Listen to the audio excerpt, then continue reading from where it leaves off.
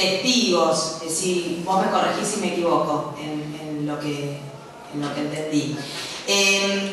Últimamente yo en realidad estaba pensando en otra línea, ¿no? De que las unidades especializadas en víctimas y testigos tuvieran más bien un protocolo de determinado tipo de delitos que obligatoriamente tenían que intervenir, es decir, delitos sexuales, violencia doméstica, delitos contra niños o ancianos, pero no en el 100% de los casos. Me imagino que es un proyecto demasiado ambicioso en materia de recursos, con delitos que quizás son demasiado sencillos, que obviamente siempre hay alguna víctima, algún testigo, pero que no ameriten la intervención de la unidad especializada.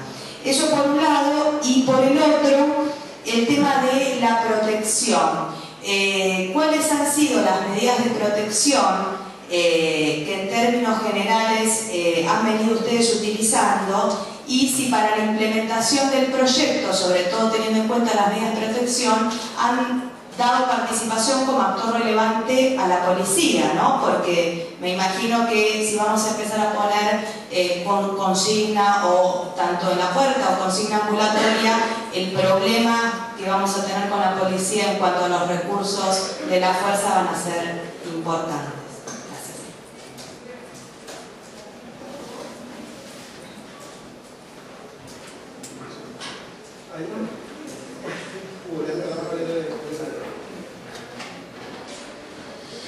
Bien, soy Alfonso Cornejo de Perú, fiscal. Lo que he entendido en el proceso de implementación se ha llegado a un 42% a nivel nacional. Dentro de los 10 años de implementación de la reforma procesal penal en Chile. ¿A qué se debe que solo han llegado a un 42% a pesar que han transcurrido estos 10 años? ¿A qué se debe? ¿Empezaron un poco tarde? ¿Cuáles son las dificultades? ¿Qué modificaciones se han producido en este proceso? Y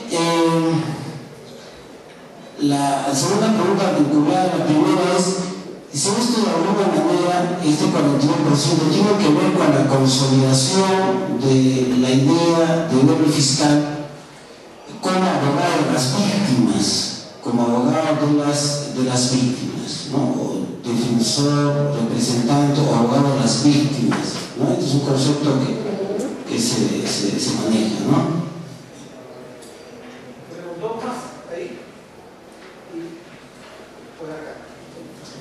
Hugo Millán de Argentina. Con respecto a la medida de protección, es decir, aunque lo preguntaron, yo lo amplío, en casos concretos, a ver qué solución dan en función fundamentalmente porque tiene que ver con las causas de retractación de la denuncia, precisamente cuando a lo mejor en la violencia intrafamiliar el marido, la pareja, es la persona golpeadora y que es el sostén del hogar.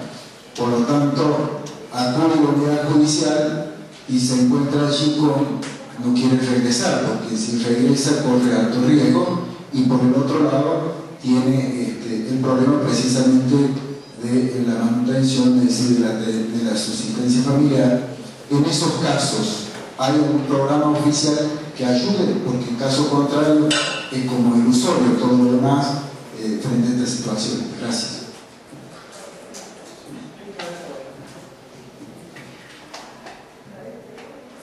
Sí, buenas tardes, Marquel Castroverde, yo soy fiscal en Panamá. Mi pregunta va un poco en el orden de lo planteado por Nicora, y es porque entendí que habían ido a Inglaterra y a observar, a estudiar cómo funcionaba el sistema allá. Entonces, me interesaría saber si allá tienen aplicado o en vigencia algún instrumento como el que nos presentan, que están aplicando a las víctimas y testigos. Y si es ese el caso, ¿qué estudios de validación apoyan la historia de este instrumento en Inglaterra?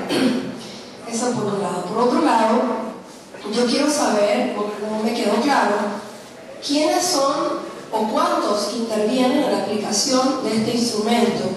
Si solo son juristas, trabajadores sociales, psicólogos, es decir, si lo aplica un trabajador social, un psicólogo, un jurista, no sé, o sea, ¿cuántos aplican al instrumento? Porque me inquieta, es que esto como que me hace ruido pensando en lo subjetivo que todavía es la medición de la peligrosidad de un imputado, que es el contrapeso para decidir la vulnerabilidad de una víctima para la aplicación de medidas de protección y en consecuencia o hasta eventualmente, porque es cierto lo que la defensora plantea. Yo tengo 17 años de ser fiscal en Panamá y sí pensaría que el instrumento podría ser, pero ahora ese instrumento no, otro instrumento, podría servirme para plantear ante un juez de garantía que la persona debe mantenerse en internamiento preventivo.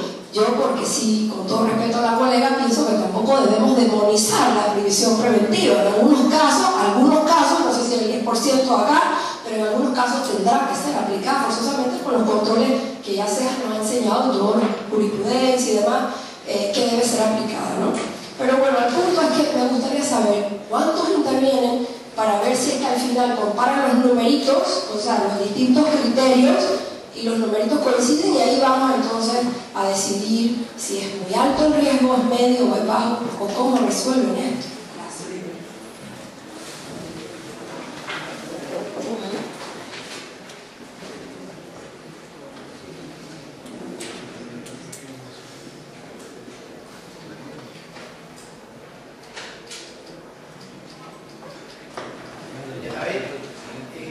Efectivamente, el viaje se efectúa por parte de miembros de la unidad nacional de atención de víctimas y víctimas en Inglaterra.